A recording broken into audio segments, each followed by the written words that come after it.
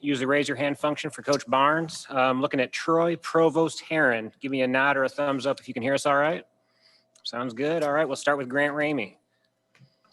Rick, what do you take away from Jaden Springer's performance tonight and just how much, I guess, ground he's covered over the last week and a half or so? He was terrific. I thought he really played within himself. I thought he had a great feel for what he was looking for. Taking care of the ball was huge. His assist was terrific. And Jaden really understands where he wants to get the ball for himself. And he obviously is a very good finisher, mid-range, close to the basket. He's great at that. But he's worked really hard on his three-point shot. I just thought he showed great balance. And, again, defensively, he continues to get better overall there. We know we can guard the ball, but I just thought he was terrific all the way around tonight. Mike Wilson, then Troy.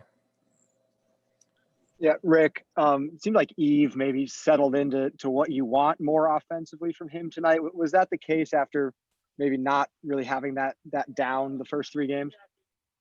Yeah, Mike, again, with Eve, I want to see Eve get to the foul line. And again, we know he has his little soft quick ups, but again, I want to see him attack the rim more. And we want to get him to the foul line.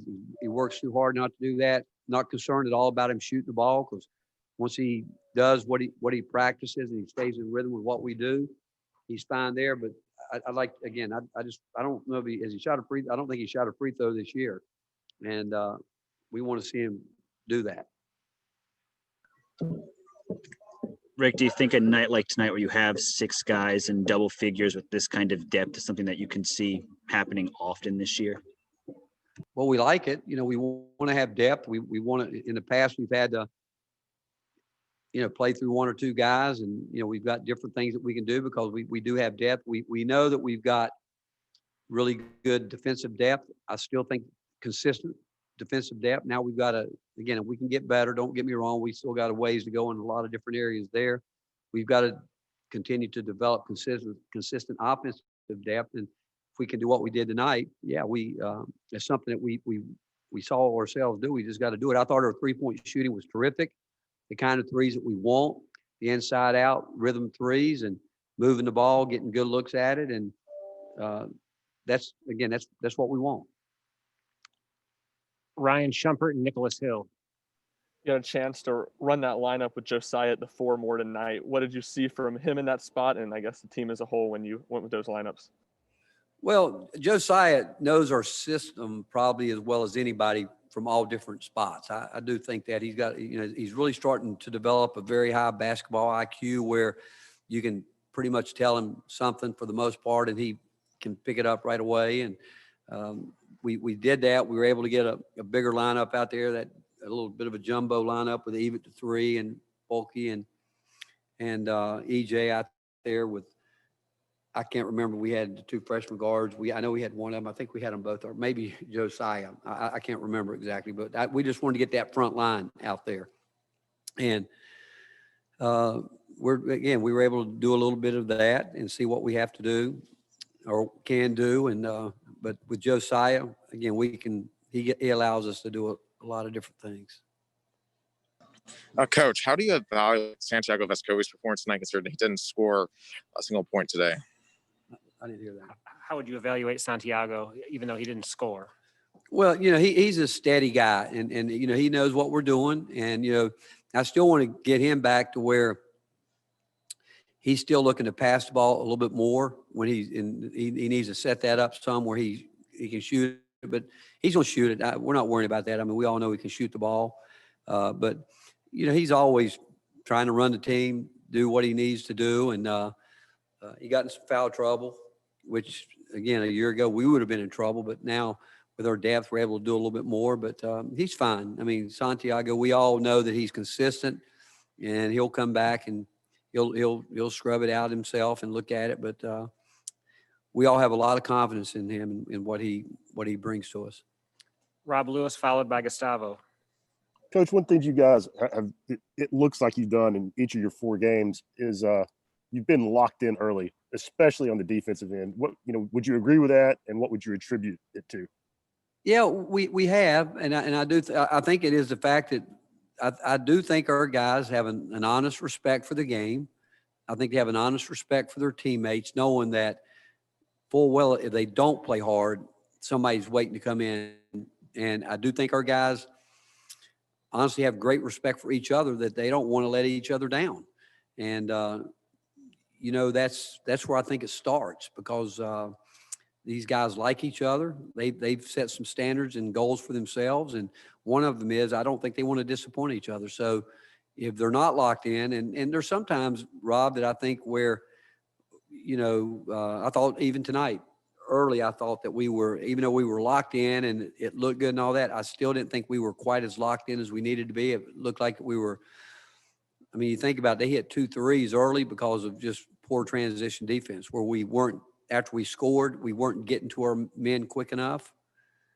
But again, I do know that these guys play for each other, and I know they have a high expectation to make every possession count.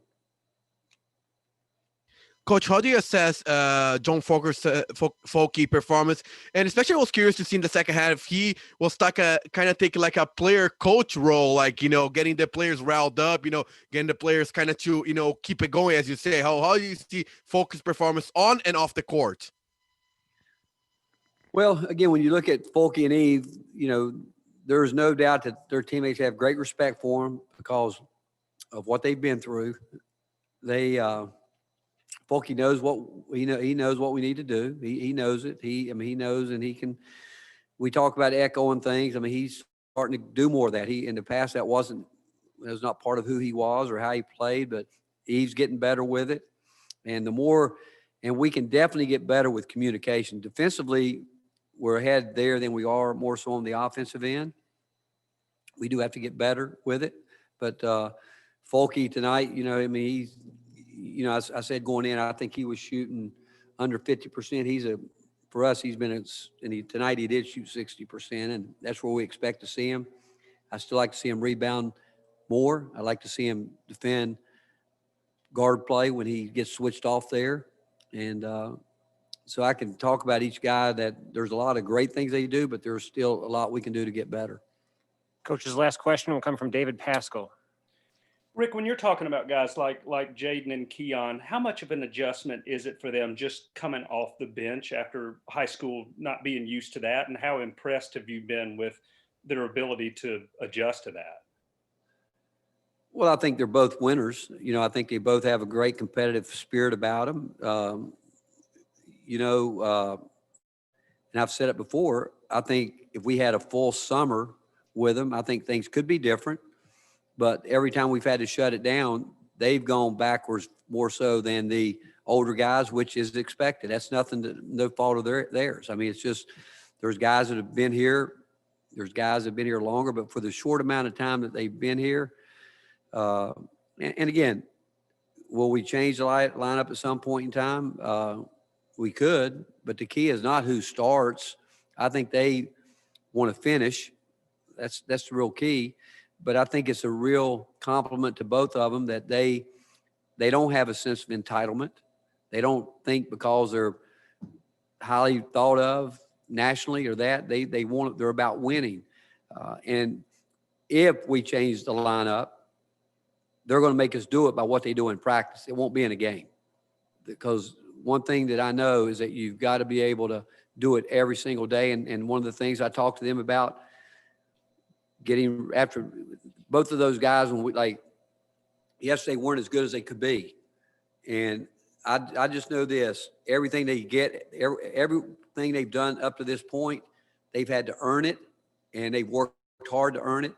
And for them to continue to go forward, I think the same thing is important for us as a coaching staff, because we've got high expectations for them, maybe more than they have for themselves, even though, again, they're competitive and we all see what they can do. I think there's still so much more in the tank for both of them.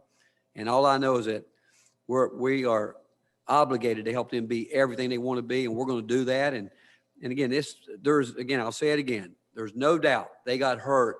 They get hurt more by the stop and starts than anybody. But if we can keep the rhythm going right now, it's only going to help them probably more than anybody. Thank you, Coach. Great, thank you.